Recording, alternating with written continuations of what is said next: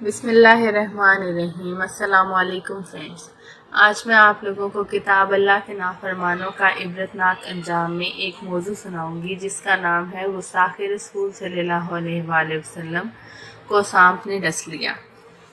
روایت میں آتا ہے کہ ایک شخص جس کا نام ابو جدہ تھا اہل کعبہ کی ایک عورت پر عاشق ہو گیا، مگر وہ اس کو حاصل کرنے کی طاقت نہ رکھتا تھا۔ اس مقصد کے لیے وہ طرح طرح کے منصوبے بنانے لگا کہ کسی طرح اس عورت کو حاصل کیا جائے۔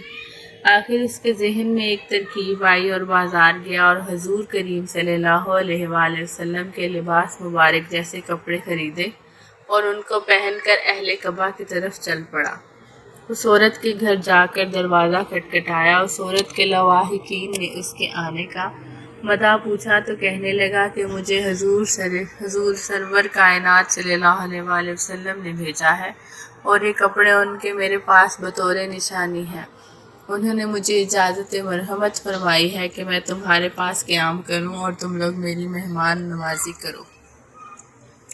مسلمانوں نے اس شخص کو بڑی عزت و احترام کے ساتھ اپنے پاس جگہ دی، مگر اسے دیکھا کہ وہ عورتوں کو گھور گھور کر دیکھتا ہے۔ اس کی یہ حرکت اہل کعبہ کو بہت ناگوار گزری۔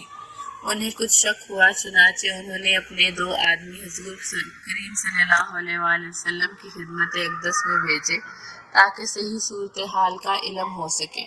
جب 2 دنوں آدمی حضور صلی اللہ علیہ وآلہ وسلم کی خدمت میں پہنچے تو عرض کیا، یا رسول اللہ صلی اللہ علیہ وآلہ وسلم، آپ نے ابو جدہ کو ہمارے گھر بھیجا ہے۔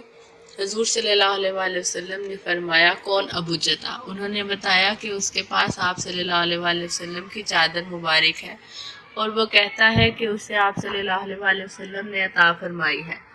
حضور کریم صلی اللہ علیہ وآلہ وسلم نے یہ سنا تو بڑے خوشمناک ہوئے۔ غصے سے آپ کی چشمان مبارک سرخ ہو گئیں۔ ارشاد فرمایا، جو جان بوجھ کر مجھ پر جھوٹ باندھتا ہے اس کا ٹھکانہ دوزخ ہے۔ پھر آپ صلی اللہ علیہ وآلہ وسلم نے ابو جدہ گستاخ کے لیے فیصلہ فرماتے ہوئے حکم فرمایا کہ 2 آدمی فوراً جائیں اور اسے قتل کر کے آگ میں پھینک دیں۔ اللہ کرے آپ لوگوں کے پہنچنے سے پہلے ہی اس کا کام تمام ہو گیا ہو۔